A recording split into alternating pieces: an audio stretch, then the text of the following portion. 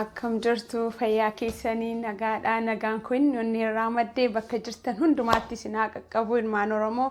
Oromoo koo kan jedhu chaanaalii koo warri haaraa taatanii Oromoo koo kan jedhu chaanaalii koo like share subscribe naa gochuun irraanfatina subscribe bukkeessee jirtu mallattoo qaaciliitti yoo buutan immoo yeroo hundaa wanti hojjedhu dafee akkasiin qaqqabu taasisa arra qabadhee wanti dhiyaadhee ijoollee shamarranii ilaallata baay'inaanii kanaaf akkamitti fuula keenya qulqulleeffannaa seedudha fuula keenyatti yeroo tokko waan gurraachi nutti ba'uu danda'a waan gurraacha nutti ba'e sana akkamitti ofirraa qulqulleeffannaa jecha buguriin nutti ba'ee godaanni sanurratti dhiisee darbuu danda'a waama tokkoon jechaadha fuuluma keenya bareechachuuf qulqulleeffachuuf wantooti kun nu barbaachisu kan akka itti fayyadamtaniif bunadha buna inni kun callaasaa isinitti agarsiisuuf malee buna daakuutu na barbaachisa bunni daakuun immoo as keessaan qaba coconut oiliin na barbaachisa yoo barbaaddan garuu coconut oilii yoo hin qabaanne baaziliiniidhaan ta'uu danda'a olmoo olive oil maanis ta'uu danda'a avocado oiliidhaanis ta'uu danda'a angaru coconut oiliin gargaarama gatii ta'ee fi isumaanan isinitti agarsiisa sukkaara xiqqaan isaa nu barbaachisa warrootan isiniif maqaa dha'e kan ammoo qodaa tokkotti walitti naqannee eegar kutannee booda gargaaramuutti deemna ituu kana gargaaramuun dhufiin jalqaba maal gochuu qabna fuula keenya qulqulleeffachuu qabna fuula koo dhiqadhee sisirreeffadhee deebiin isinitti dhufa na eegaasin immoo egaa amma kunoo akkuma isin argitanii fuula koo dhiqadheen dhufee fuula keessan jalqaba dhiqachuu qabdu wanta ta'eef amma gaa hojicha jalqabuu fi maal na barbaachisa isiniin jedheera bunni na barbaachisa an ammumaafan barbaada wanta ta'eef maankiyaa tokko ittiin godhadha baay'ee godhachuun barbaadu itti aanee immoo maaltu na barbaachisa coconut oiliin na barbaachisa wanta ta'eef innis maankiyaa tokkuma kan ta'uun itti naqadha akkas godhee xiqqoon itti dabalaxinnaachuu danda'a akkas godhee isan itti naqadha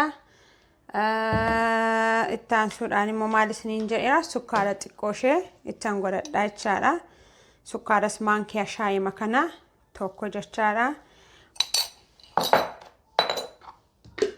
wantoota kanatu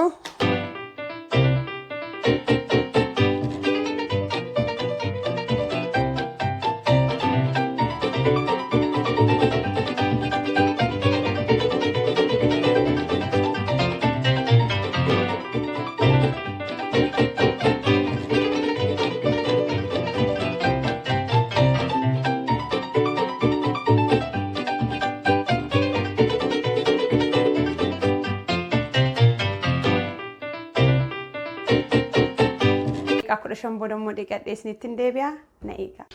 Akkuma argitanii adigaa fuula koo dhiqadhee deebi'ee isinitti dhufeera. Fuula koo gati buna wanta ta'eef yeroo ofitti sukkumtanii saaxinnoo fuulli keessan diimachuu danda'a kan koo fuulli koo diimatee jira akkuma argitanii. Egaa haala kana fakkaatu raawwadheera. Eegan fuula koo dhiqadhee an yeroo baay'ee kanan dibadha. Isinitti mul'ata yaada. Kana xiqqeessee fuula koo irrattan dibadha waan biraas hin gargaaramu wanta ta'eef kanumadha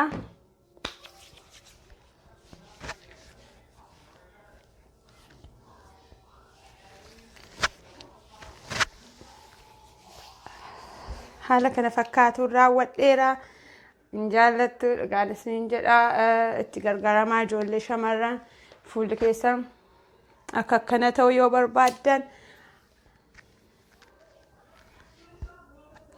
haala kanaan fuulli koo raawwadheera ani egaa akkasiin gargaaramtan abdii guddaan qaba yoo jaallattan like share subscribe gochuun hin irraanfatina egaa torbee nagaaf eebbifamaa qabaadha baay'een isin jaalladha deebi'ee viidiyoo biraadhaan amma isinitti deebi'utti bakka jirtanitti nagaan naa tura.